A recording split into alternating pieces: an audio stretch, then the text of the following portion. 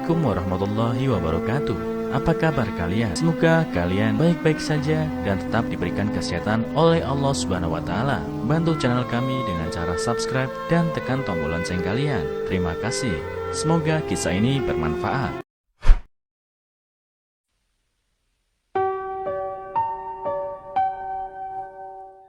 Baru 25 hari cerai, mantan suami sudah nikah lagi. Tak diduga istrinya sekarang bikin anak syok.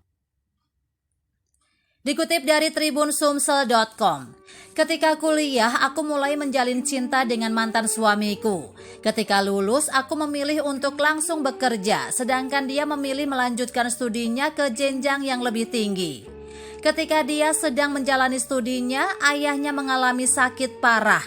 Kondisi keuangan keluarganya yang dari awal tidak begitu bagus menjadi semakin buruk. Dilansir dari Beauty Life, ketika itu aku memutuskan untuk memberikan gajiku kepadanya. Bahkan uang sekolah adik perempuannya aku juga membantu membayarkan. Banyak orang di sekitarku mengatakan bahwa aku sudah gila. Namun ketika itu dia adalah orang yang paling aku kasihi dan berharap bisa terus bersamanya. Karena itulah aku rela membantunya. Dia kemudian lulus dan bekerja di perusahaan besar dengan gaji yang tidak besar. Meski kondisi keluarganya tidak begitu baik, namun aku dan orang tuaku merasa dia memiliki potensi untuk sukses. Karena itulah mereka tidak melarangku untuk menikah dengannya. Orang tuaku membayar uang muka untuk membeli rumah untuk kami tinggali. Nama kepemilikan rumah adalah namaku dan mantan suamiku. Tidak lama setelah itu akhirnya kami menikah. 6 bulan menikah kami dikaruniai seorang anak. Dia menyuruhku untuk berhenti kerja. Dia mengatakan bahwa dia bisa membiayaiku. Ketika itu aku merasa tersentuh dengan sikapnya. Namun aku memilih untuk tidak berhenti kerja. Aku berpikir bahwa seorang wanita harus mandiri. Setelah anakku lahir, mantan suamiku sangat mencintai putra kami. Dia juga memberikan yang terbaik untukku dan putraku. Sayangnya, hari-hari bahagia tidak berjalan lama. Di tahun kelima kami menikah, hubungan kami mengalami perubahan. Dia tidak lagi memperhatikanku, setiap hari dia sibuk bekerja. Aku juga sudah sering berbicara dengannya, namun dia mengatakan bahwa tekanan pekerjaan terlalu berat dan menyuruhku untuk tidak terlalu banyak berpikir. Berbulan-bulan berlalu, hubungan kami semakin memburuk.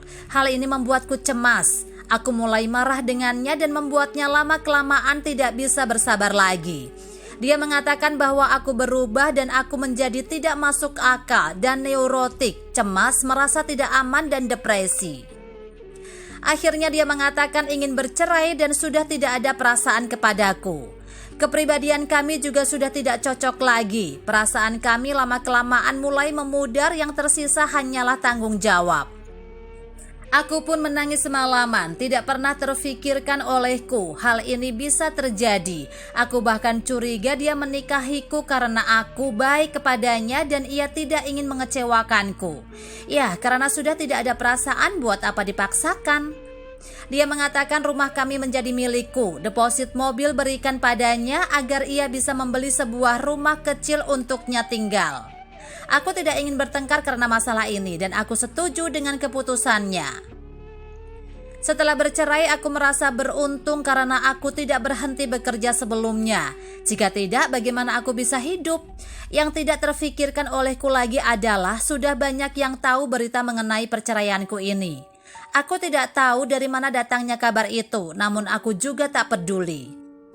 Tidak lama setelah kami bercerai, aku mendengar kabar bahwa mantan suamiku akan menikah lagi. Aku merasa sedikit marah. Memang dia sebegitu bagusnya. Baru bercerai 25 hari sudah ada wanita yang mau menikah dengannya. Aku sangat penasaran wajah wanita yang akan menikah dengannya. Kenapa mereka bisa begitu cepat sudah menikah? Namun aku juga tidak bisa meninggalkan putraku di rumah sendirian. Akhirnya aku pun membawanya bersamaku. Ketika sampai di pesta pernikahan mantan suamiku, tamu-tamu sudah pada berdatangan. Beberapa orang yang mengenalku kaget kenapa aku bisa datang. Kemudian mantan suami dan calon istrinya pun muncul. Dia memakai make up, jadi aku tidak begitu jelas bagaimana wajah aslinya. Namun seperti dia lebih muda dariku. Anakku tiba-tiba menjerit, dia menangis dan berkata, "Itu adalah bibi yang jahat. Ketika itu aku tidak memakai baju memukul pantatku. Aku cepat-cepat menutup mulut anakku meski aku benci dengan mantan suamiku, namun aku tidak ingin merusak pernikahannya. Anakku semakin menjadi-jadi, akhirnya aku menghiburnya dan menanyakan apa yang terjadi. Anakku berkata dengan masih menangis, ketika ibu tidak di rumah, bibi jahat dan ayah tidak berpakaian di dalam kamar dan mengunci pintu. Karena aku ingin minum, aku memanggil ayah. Tapi bibi jahat yang keluar dan memukulku, menyuruhku untuk tidak berisik. Jika tidak, dia akan membunuhku. Mendengar semua ini membuatku naik darah. Orang-orang di sekitar kami mulai berbisik-bisik. Ternyata mantan suamiku selama ini selingkuh, bahkan sampai membawanya pulang ke rumah. Tidak berpikir panjang, aku naik sambil membawa botol wine dan memukul suamiku. Ia lalu jatuh dan kepalanya mengeluarkan sedikit darah. Kemudian mempelai wanita mulai menjambakku, namun aku bersikeras melawannya. Dulu aku pernah belajar tinju dan ternyata ada gunanya. Kekacauan terjadi di pesta itu. Aku akhirnya membawa anakku, memilih untuk pergi dari tempat itu. Aku mendengar kabar bahwa mantan suamiku mendapatkan beberapa jahitan di kepalanya. Wajah wanita penggoda itu juga babak belur. Beberapa orang mengatakan bahwa aku keterlaluan, sudah bercerai namun masih menghancurkan pernikahan orang lain. Aku hanya ingin mengatakan kepada mereka semua, kalau anaknya dipukul, apa mereka bisa tinggal diam? Mantan suamiku sudah menipuku. Dia minta cerai, tabungan juga minta dikasih ke dia. Bagaimana mungkin aku tidak marah? Hal seperti ini benar-benar sudah melewati batas kesabaranku.